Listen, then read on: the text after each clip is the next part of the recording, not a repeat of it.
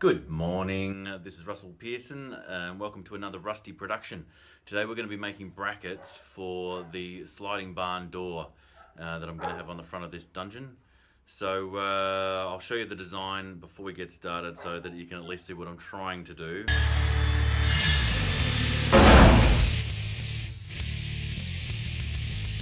So I've looked at a bunch of different designs that I could do for these hanging brackets.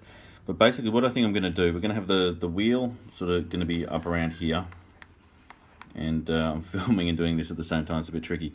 Obviously the pin's going to be going through the middle and the metal will go up over the top and then fold back to somewhere around here in a dotted line. But then when we come to the front of the door, what I'm thinking of doing is bring it down like this. I'll bring in the edges, maybe not as much as that, but I'll create a little divot there. Then taper it in like so, and then the question is what I do around the end here.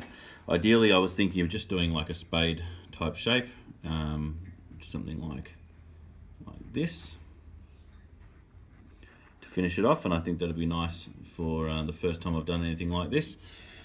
And then I'll put probably a screw there, potentially screw there. I probably only need 2, but I'll put 3 in there just for a little bit of extra support. So I'm thinking that that's what I'll do. The only other thing I was considering, and we might see what happens when we get to it, is that I come down here, and then instead of doing this, we actually split the metal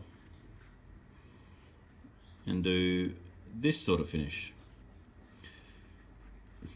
The only problem with doing this is if I'm going to do it on these brackets, I'm also going to have to do it on the door handle. So I think I'm not 100% about that. I think I like this finish, so I'm going to try doing this sort of leaf type spade shape with the flat stock. Never done it before. As you know, I'm a complete novice when it comes to this sort of thing, so we will have to see how we go. So in regards to the measurements, I'm going to need about 550 millimeters, so that's 55 centimeters. For the US, you can work it out because I've got no idea. But basically we need about 290 to be going for the mechanism to go over the pulley wheel and to attach to that, and then on the door itself I want about 25.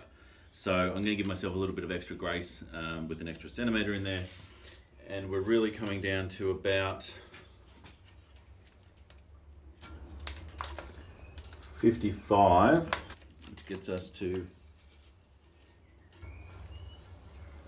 right here.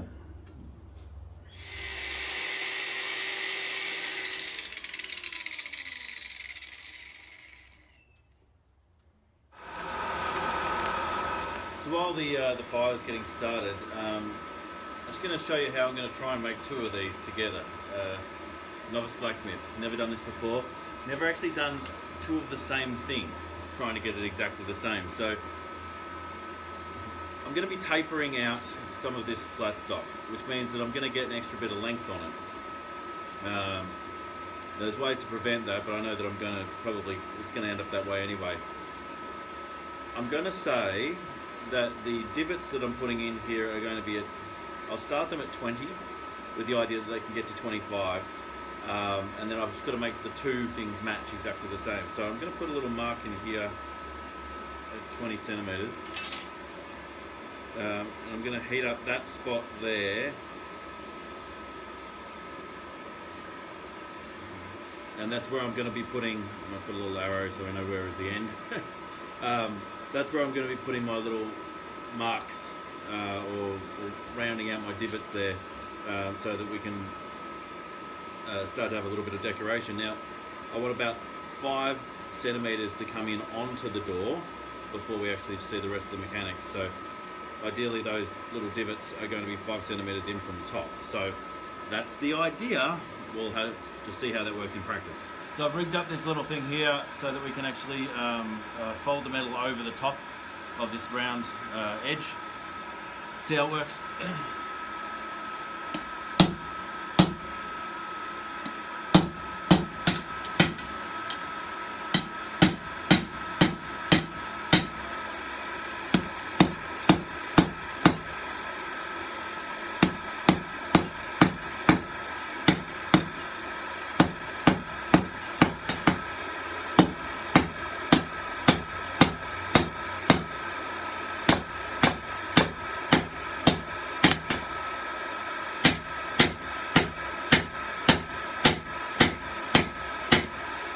use the halfway mark of this this piece of steel, which I'm calling an anvil, to be where I want the mark for creating the spade. So so about there is where I want to do it.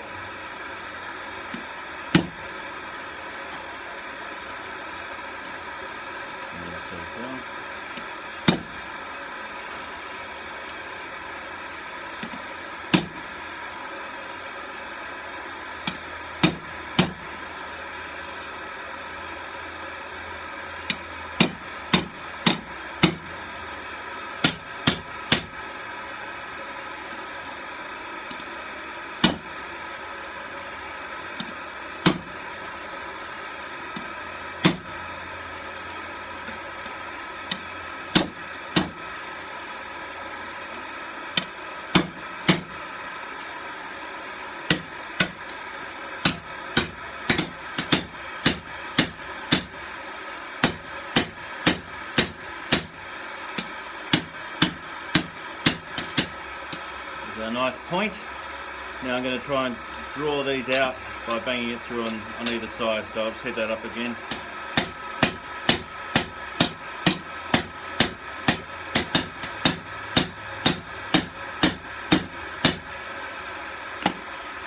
It is actually forming the shape I'm after, so I'm pretty happy with that. It's just a lot of hard work to get there. And yes, it could be because of the size of this hammer. But I don't have another cross-peen hammer, and that might be something to invest in while I get stronger.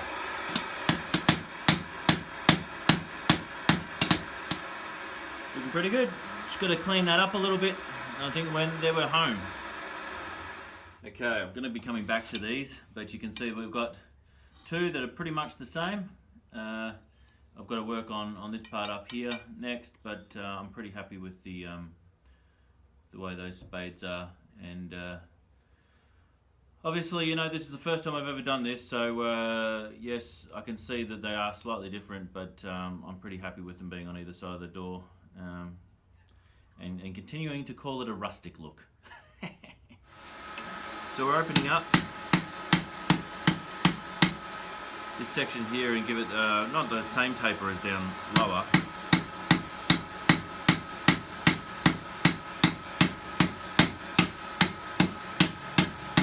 But I did want to give it a taper.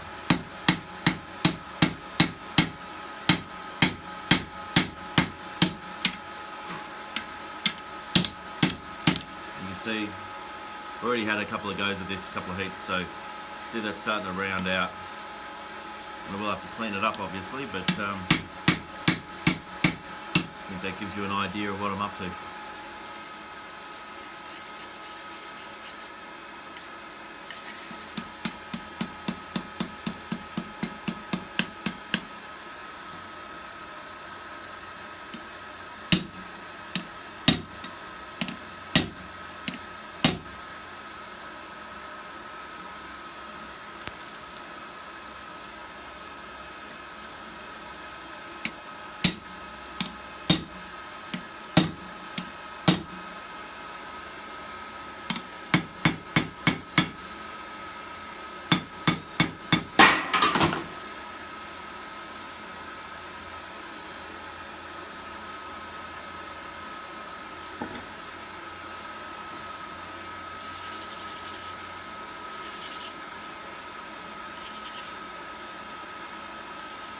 So I've got my wheel, and I've got a bolt that's just about the right size to go through there. You can see there. I've got to blacken the top of these bolts with some spray paint, and basically I've drilled the hole through the center, and that piece will go like, actually it's the other way around, like so. Then I've got to put some washers in between, and to make sure that it's able to still spin. And then we'll put this on there, but not too tight. Now, the only other piece, actually that's the wrong way around. Yeah, I'll just try that again. So, that actually doesn't go through the wheel. That goes through this side and then through the wheel. Then this has got to fold over, and then it'll come down on the other side. I'll need to drill another hole, and then we will screw that in place. So the next thing we've got to do is actually bend this over the top for both of them, but you can get the idea there.